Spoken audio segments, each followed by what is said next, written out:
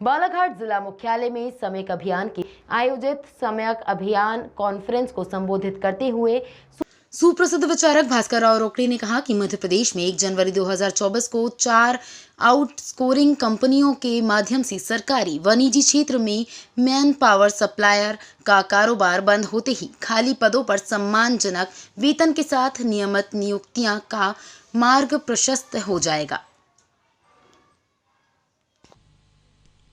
युवा साथियों, अब मेरे सामने तीसरी और बहुत ही बड़ी समस्या आई।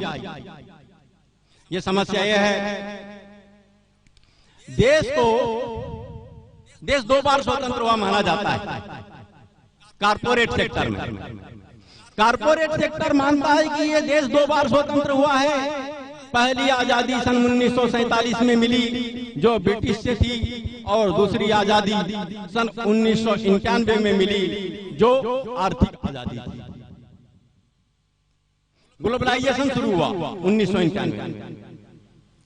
जब ग्लोबलाइजेशन शुरू हुआ तब नामी अर्थशास्त्री वित्त मंत्री ने एक सिफारिश रखी सामने सरकार के कि विशेषज्ञता हासिल कुछ कंपनियां जो आउटसोर्स के आधार पर पूर्व में स्थापित कंपनियों का काम करती है, वहां के कर्मचारी कंपनी अधिनियम के तहत रजिस्टर्ड कंपनी न होने की वजह से हमेशा उपेक्षित रहते हैं, सुविधाओं से उपेक्षित रहते हैं और उन्हें कभी भी निकाल दिया जाता है।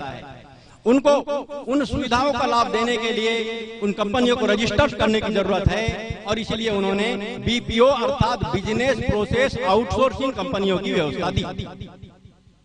इसी प्रकार विशेषज्ञता हासिल कंपनियों को जो कंसल्टेंसी के रूप में काम करती रही, उनको भी एक नियम के तहत बांधने के लिए उन्होंने केपीओ अर्थात नॉलेज प्रोसेस आउटसोर्सिंग कंपनी के रूप में रजिस्टर्ड करने का निर्णय लिया। लेकिन कालांतर में इस व्यवस्था का भारी दुरुपयोग होने लगा।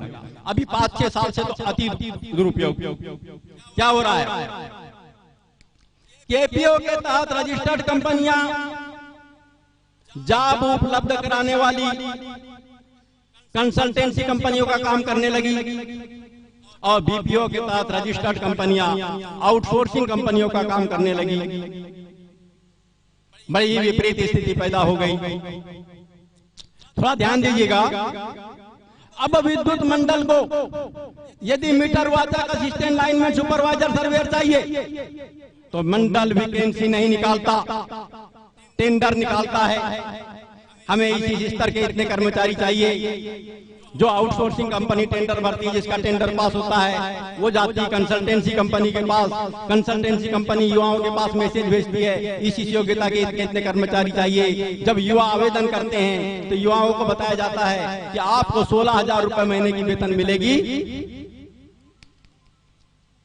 लेकिन 3 महीने की वेतन के बराबर की राशि हमारे पास जमा करनी पड़ेगी, जो कि कंसल्टेंसी फीस। वह घर जाता है, अपने माता पिता से बात करता है, 3 महीने की वेतन के बराबर की राशि 48,000 रुपए जमा करता है। जब नौकरी करने जाता है तो आउटसोर्सिंग कंपनी उसे 16,000 के स्थान पर 12,000 या 10,000 रुपए महीना देती है।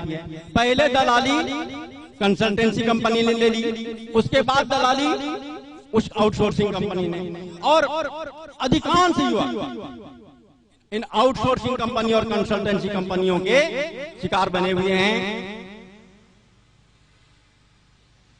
युवाओं के साथ इस प्रावधान के तहत बहुत ज्यादा अत्याचार हो रहा है, बहुत ज्यादा अन्याय हो रहा है, और कई युवा अवसाद की स्थिति में पहुंच रहे हैं, कई युवा आत्महत्या कर रहे हैं। मैंने इस पर काफी गंभीरता से चिंतन किया और इस नतीजे पे पहुंचा कि हमारे अभियान का एक यह मुख्य बिंदु होगा जिसके तहत 1 जनवरी 2024 को प्रदेश में आउटसोर्सिंग के तहत नियुक्तियां बंद हो जाएंगी। जैसे ही आउटसोर्सिंग के तहत नियुक्तियां बंद होगी तो मध्य प्रदेश से सरकारी विभागों में ही 9,80,000 पद आउटसोर्सिंग से भरे गए हैं। उनके स्थान पर नियमित नियुक्तियों का सिलसिला शुरू होगा और 9,80,000 पदों पर सम्मानजनक सरकारी नौकरी युवाओं को मिल जाएगी।